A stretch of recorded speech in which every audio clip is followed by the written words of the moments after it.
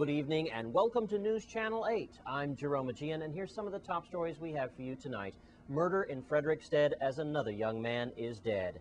A Virgin Islands senator talks about federal intervention could be on the way. And a local Egyptian businessman gives us his thoughts on the turmoil in his homeland. And St. Croix is ready for the 40th Annual Agriculture Fair. These stories and more are up next on News Channel 8.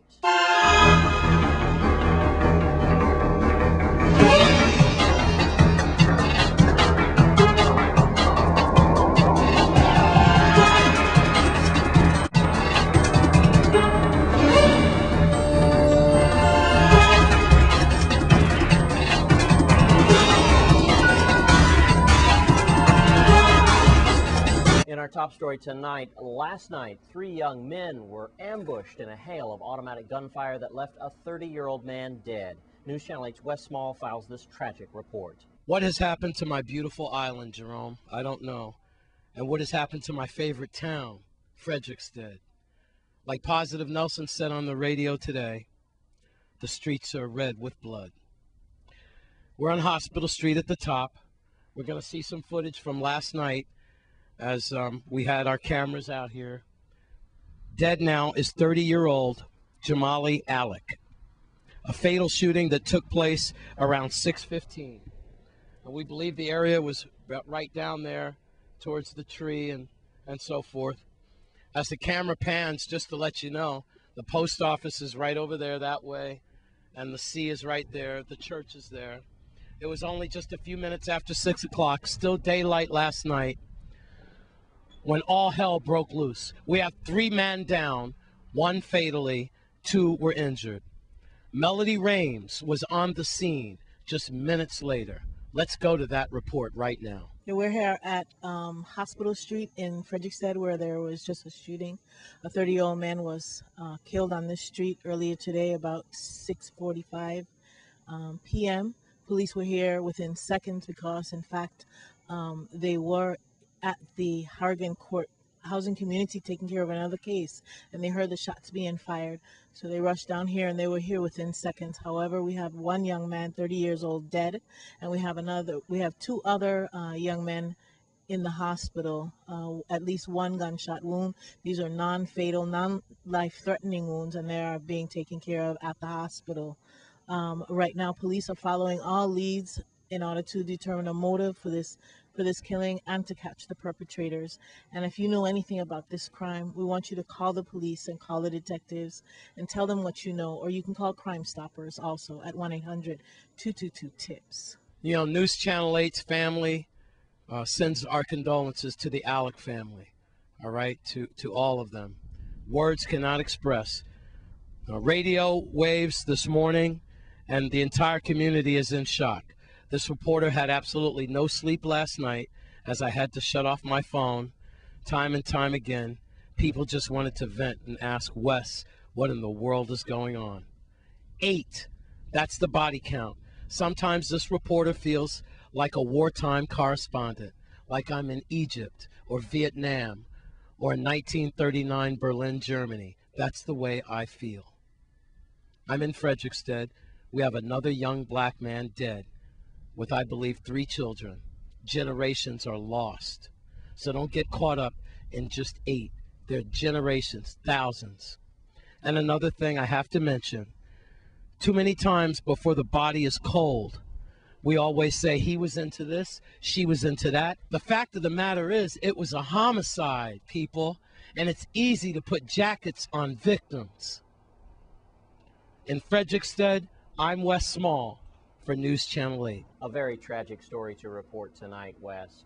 And in other news, federal intervention could be around the corner. News Channel 8's Wes Small talks to Senator Sammy Sanis about our crime situation. All right, Senator Sammy Sanis, we're here at the Frederickstead legislature, and very sad, you know, we just left the crime scene. I got to tell you, the hostility on the island, and Frederickstead in particular, it's not good, Senator. We have our 8th homicide. Our condolences go out to 30-year-old Jamali Alec. And, well, Senator, what do you have to say about this? Of course, you're head of Homeland Security and justice, public safety. Well, Wes, you know, once again, like I echo your sentiments. My condolences to the family. I just spoke to the aunt this morning, and the family is distraught. But I want the community to know that we are doing. My office is doing whatever it takes to help decrease this crime wave that we're experiencing right now. At the end of the month, we're going to bring out the anti-gang legislation, which is a piece of legislation that, for one reason or the other, has been kept on hold for 2 years. I got a hold of it, and we're going to bring it out. I've spoken to the several senators. One of the senators in particular who has that anti-loitering bill, he's going to bring it out.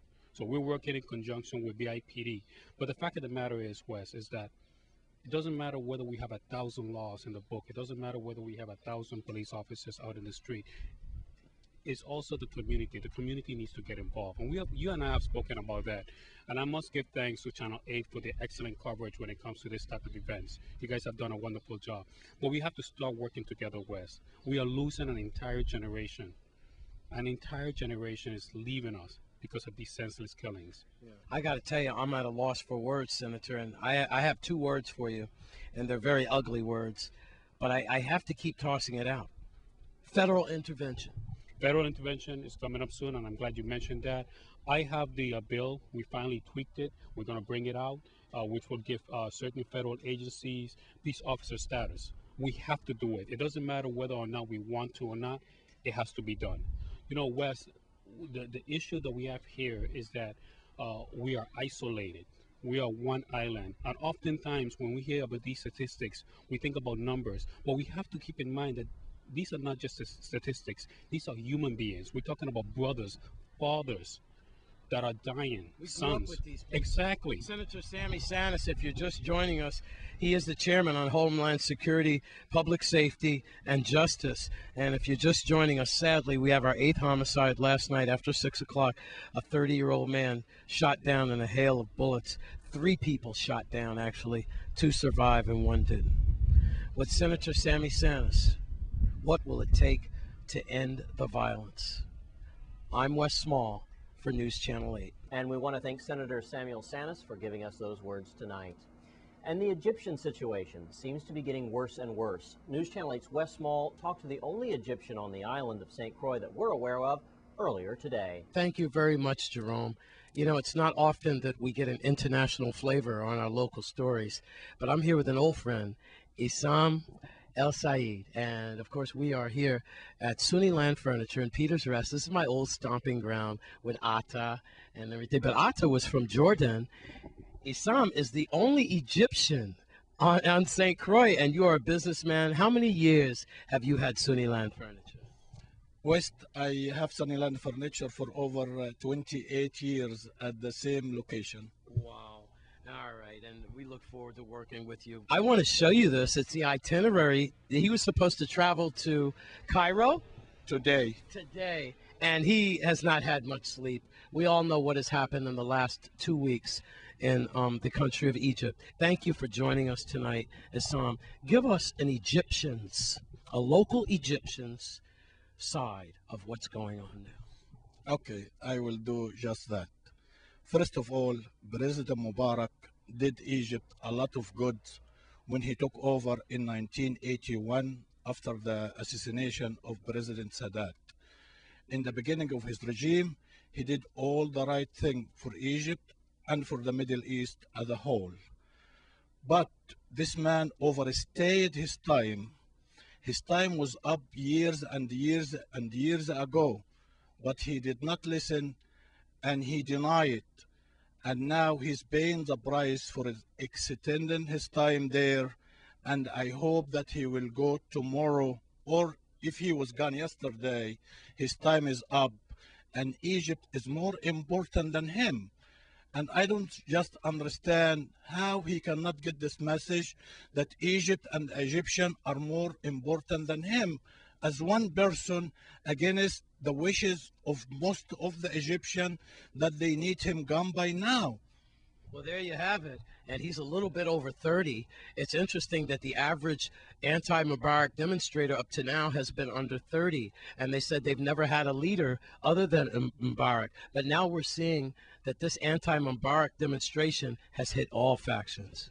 May I say something, West, please? Yes. I just want to thank everybody in St. Croix for their concern, for their phone call, for their email, asking me about my family, about myself, how I am feeling.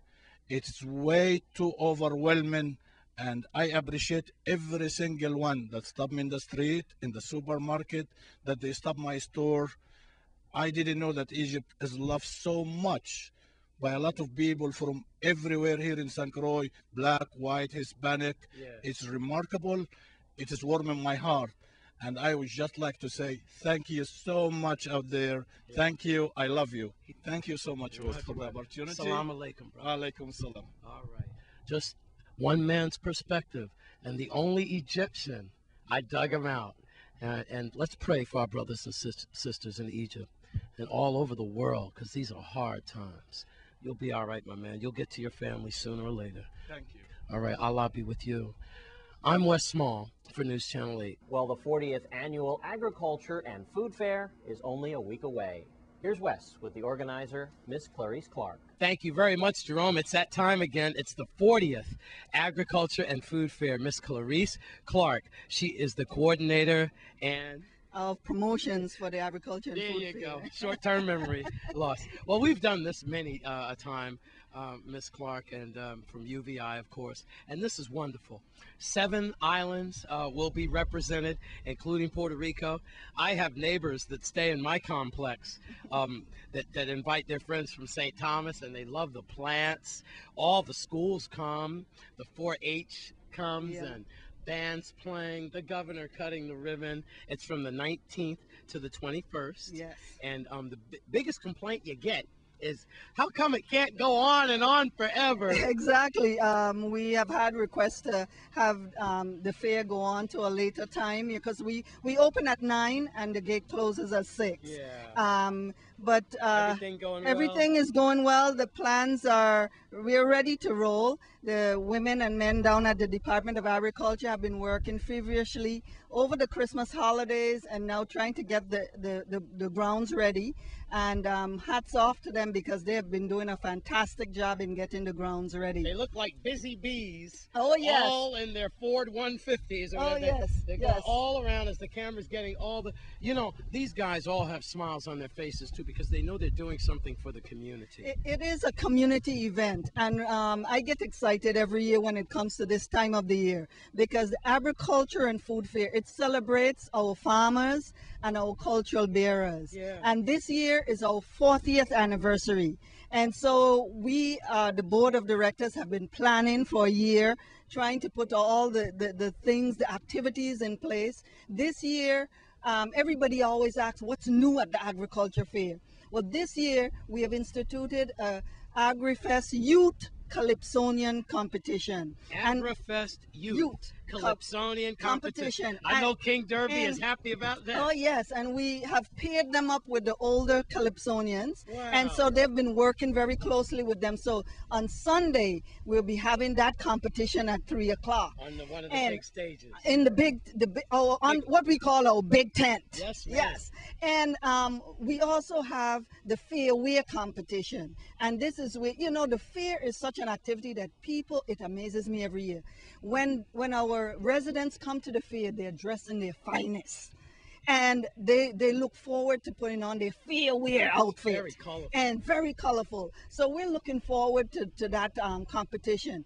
And we have some other activities, the youth mini rodeo competition. Of course, our livestock area. I mean, rodeo too? Yes, and I mean, it's going to be really, really lots of fun. This thing has gotten bigger than peanuts, popcorn, and cotton candy, Oh, and petting a rabbit. Miss Clark, with your beautiful dimples, I got to say goodbye. At the 40th Agriculture Fair, we're ready for you. Somebody bring me a cactus. I'm Wes Small for News Channel 8. We want to thank Clarice Clark for her interview tonight. And when the Ag Fair does open next week, you want to be sure and look out for the Channel 8 booth.